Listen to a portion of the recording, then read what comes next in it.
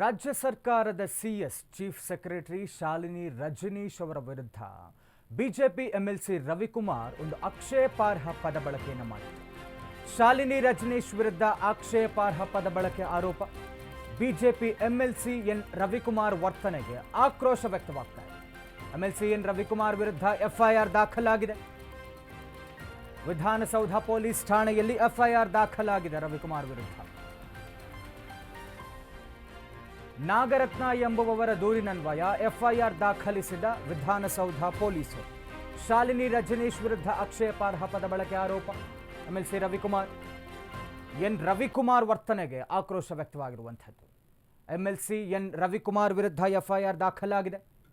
Vidhana Soudha police ಠಾಣೆಯಲ್ಲಿ FIR ದಾಖಲಾಗಿರುವಂಥದ್ದು.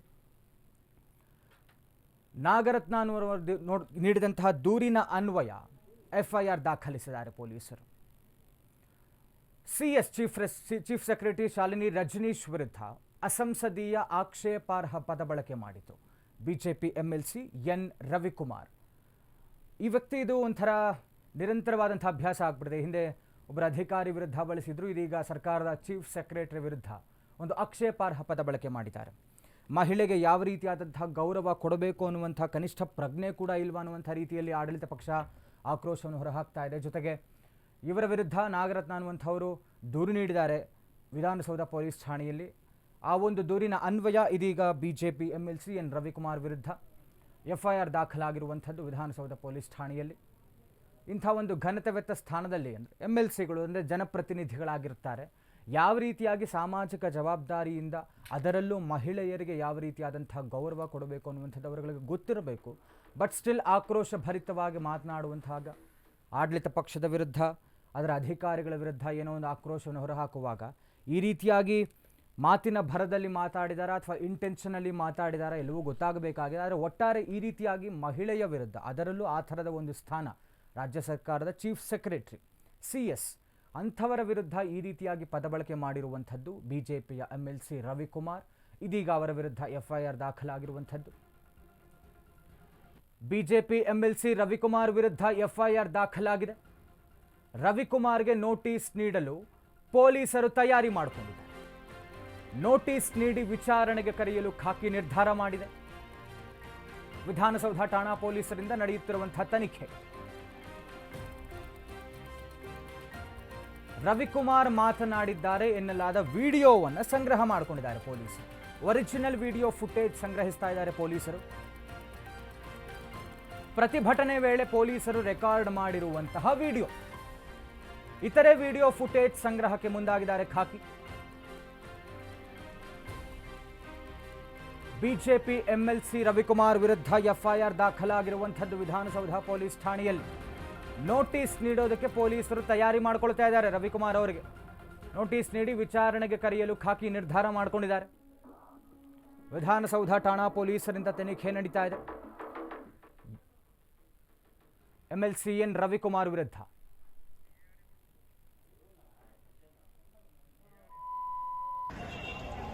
ರಾತ್ರಿ ರಾಜ್ಯ ಸರ್ಕಾರಕ್ಕೆ ರಾತ್ರಿ ರಾಜ್ಯ ಸರ್ಕಾರಕ್ಕೆ ರಾತ್ರಿ ರಾಜ್ಯ ಸರ್ಕಾರಕ್ಕೆ ರಾತ್ರಿ ರಾಜ್ಯ ಸರ್ಕಾರಕ್ಕೆ ರವಿಕುಮಾರ್ ಅವರ ಮಾತುಗಳನ್ನು ತಾವು ಕೇಳಿಸ್ಕೊಂಡ್ರಿ. ಪ್ರತಿಭಟನೆ ವೇಳೆ ಏನು ಮಾತಾಡಿದ್ದಾರೆ ಅನ್ನುವಂಥ ಒಂದು ವಿಡಿಯೋ ಮಾಡಿಕೊಂಡಿದ್ದಾರೆ ಪೊಲೀಸರು. ಜೊತೆಗೆ ಇತರೆ ವಿಡಿಯೋಗಳೇನಾದರೂ ಸಿಗತ್ತಾ, ಬೇರೆ ಒಂದು ಕ್ಯಾಮ್ರಾಗಳಿಂದ ಯಾವುದಾದ್ರೂ ರವಿಕುಮಾರ್ ಅವರು ಮಾತನಾಡಿರುವಂತಹ ವಿಡಿಯೋ ಏನಾದ್ರು ರೆಕಾರ್ಡ್ ಆಗಿದ್ದರೆ ಅದನ್ನು ಸಂಗ್ರಹಿಸಿ ಅದರ ಮೇಲೆ ಇವರ ಮೇಲೆ ಕ್ರಮ ಕೈಗೊಳ್ಳಬೇಕಾಗತ್ತೆ. ನೋಟಿಸ್ ನೀಡೋದಕ್ಕೆ ತಯಾರಿ ಕೂಡ ಮಾಡಿಕೊಳ್ತಾ ಇದ್ದಾರೆ ಪೊಲೀಸರು. ಇದು ಒಂದು ವಿಡಿಯೋ ಪೊಲೀಸರೇ ಮಾಡಿಕೊಂಡಿರುವಂಥದ್ದು. 2 ಸಾಲುಗಳದರಲ್ಲಿ ಯಾವ ರೀತಿ ಮಾತಾಡಿದ್ದಾರೆ ಸಿಎಸ್ ವಿರುದ್ಧ ಅನ್ನುವಂಥದ್ದು ಕೇಳಬಹುದು ನಾವು ಆ ವಿಡಿಯೋದಲ್ಲಿ.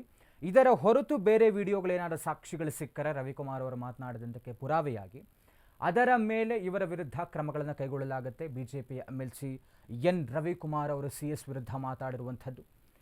ವಿಡಿಯೋ ಫುಟೇಜ್ ಪರಿಶೀಲನೆ ನಡೆಸಿ ಎಫ್ಎಸ್ಎಲ್ಗೆ ರವಾನೆ ಮಾಡಲಾಗುತ್ತೆ. ವಿಡಿಯೋದಲ್ಲಿನ ಮಾತು ರವಿಕುಮಾರ್ ಅವರದ್ದೇನಾ ಅನ್ನುವಂಥ ಒಂದು ತನಿಖೆ ಆಗಬೇಕು. ರವಿಕುಮಾರ್ ಹೇಳಿರುವ ಬಗ್ಗೆ ಪೊಲೀಸರ ಪರಿಶೀಲನೆ ಮಾಡ್ತಾರೆ. ಹೀಗಾಗಿ ಎಫ್ಎಸ್ಎಲ್ಗೆ ವಿಡಿಯೋ ರವಾನಿಸಲಿರುವಂತಹ ಪೊಲೀಸರು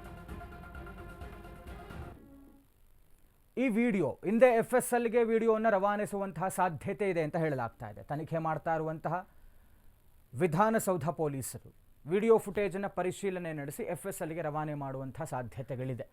ಇದರಲ್ಲಿ ಇರುವಂತಹ ಧ್ವನಿ ರವಿಕುಮಾರ್ ಅವರದ್ದೇನಾ, ಅವರೇ ಮಾತಾಡಿರೋದಾ, ಬೇರೆಯವರ, ಈ ರೀತಿಯಾಗಿ ಕನ್ಫ್ಯೂಷನ್ಸ್ ಬೇಡ, ಪಕ್ಕಾ ಕ್ಲಾರಿಟಿ ಜೊತೆಗೆ ತನಿಖೆ ಆಗಬೇಕು ಅನ್ನುವಂಥ ಕಾರಣಕ್ಕೆ ಈ ಒಂದು ವಿಡಿಯೋನ FSLಗೆ ಇವತ್ತೇ ರವಾನೆ ಮಾಡುವಂಥ ಸಾಧ್ಯತೆ ಇದೆ ಅಂತ ಹೇಳಲಾಗ್ತಾ ಇದೆ.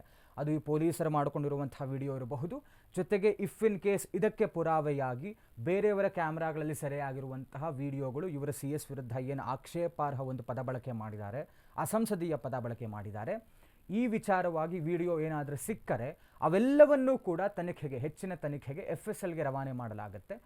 ಕಡೆಗೆ ಇದು ಏನಾದರೂ ರವಿಕುಮಾರ್ ಅವರ ಧ್ವನಿ ಅಂತ ಆದರೆ ಮುಂದಿನ ಕ್ರಮ ಆಗುವಂಥದ್ದು.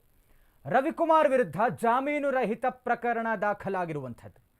BNS 3513 ಅನೈತಿಕತೆ ಆರೋಪಿಸುವಂತಹ ಕ್ರಿಮಿನಲ್ ಬೆದರಿಕೆ, ಇದು 7 ವರ್ಷಗಳ ಶಿಕ್ಷೆ ಮತ್ತು ದಂಡ ಒಳಗೊಂಡಿರುವಂತಹ ಸೆಕ್ಷನ್. BNS 351 ಸೆಕ್ಷನ್ ಅಡಿ ಅರೆಸ್ಟ್ ಮಾಡಲು ಅವಕಾಶ ಕೂಡ ಇದೆ. ಹೀಗಾಗಿ ರವಿಕುಮಾರ್ ಕೋರ್ಟ್ ಮೊರೆ ಹೋಗುವಂತಹ ಸಾಧ್ಯತೆ ಇರುವಂಥದ್ದು. ರವಿಕುಮಾರ್ ವಿರುದ್ಧ ಜಾಮೀನು ರಹಿತ ಪ್ರಕರಣ ದಾಖಲಾಗಿದೆ. BNS 351 ಅನೈತಿಕತೆ ಆರೋಪಿಸುವಂತಹ ಕ್ರಿಮಿನಲ್ ಬೆದರಿಕೆ, ಇದು 7 ವರ್ಷಗಳ ಶಿಕ್ಷೆ ಮತ್ತು ದಂಡ ಒಳಗೊಂಡಂತಿರುವಂತಹ ಸೆಕ್ಷನ್. BNS 351 ಸೆಕ್ಷನ್ ಅಡಿ ಅರೆಸ್ಟ್ ಮಾಡಲು ಅವಕಾಶ ಕೂಡ ಇರುವಂಥದ್ದು ಪೊಲೀಸರಿಗೆ. ಹೀಗಾಗಿ ರವಿಕುಮಾರ್ ಅವರು ಕೋರ್ಟ್ ಮೊರೆ ಹೋಗುವಂತಹ ಎಲ್ಲ ಸಾಧ್ಯತೆಗಳಿದೆ ಅಂತ ಹೇಳಲಾಗ್ತಾ ಇದೆ. ನಾನ್ ಬೇಲೆಬಲ್ ಪ್ರಕರಣ ದಾಖಲಾಗಿರುವಂಥದ್ದು MLC ರವಿಕುಮಾರ್ ವಿರುದ್ಧ. BNS 351 ಸೆಕ್ಷನ್ ಏನಿದೆಯಲ್ಲ, ಅನೈತಿಕತೆ ಆರೋಪದ ಅಡಿಯಲ್ಲಿ ಕ್ರಿಮಿನಲ್ ಕೇಸ್ ದಾಖಲಾಗುತ್ತೆ. ಇದು ಒಂದು ನಾನ್ ಬೇಲೆಬಲ್ ಕೇಸ್ ದಾಖಲಾಗಿರುವಂಥದ್ದು MLC ರವಿಕುಮಾರ್ ವಿರುದ್ಧ. ಈ ಒಂದು 351 ಸೆಕ್ಷನ್ ಅಡಿ 7 ಇಯರ್ಸ್ ಇಂಪ್ರಿಸನ್ಮೆಂಟ್ ಇರುತ್ತೆ, 7 ವರ್ಷಗಳ ಕಾಲ ಜೈಲು ಶಿಕ್ಷೆ ಜೊತೆಗೆ ದಂಡ ವಿಧಿಸಲಾಗುವಂಥ ಶಿಕ್ಷೆ ಇದಾಗಿರುತ್ತೆ. ಬಹುಶಃ ಇದು ನಾನ್ ಬೇಲೆಬಲ್ ಆದ್ದರಿಂದ ಅರೆಸ್ಟ್ ಮಾಡಬಹುದಾದಂಥ ಎಲ್ಲ ಸಾಧ್ಯತೆಗಳಿರುತ್ತೆ ಪೊಲೀಸರು. ಆ ಕಾರಣಕ್ಕೆ ಹೇಳಲಾಗ್ತಾ ಇರುವಂಥದ್ದು ಬಹುಶಃ ರವಿಕುಮಾರ್ ಕೋರ್ಟ್ ಮೊರೆ ಹೋಗುವಂಥ ಸಾಧ್ಯತೆ ಇದೆ ಅಂತ. ಈಗಾಗಲೇ FIR ದಾಖಲಾಗಿದೆ.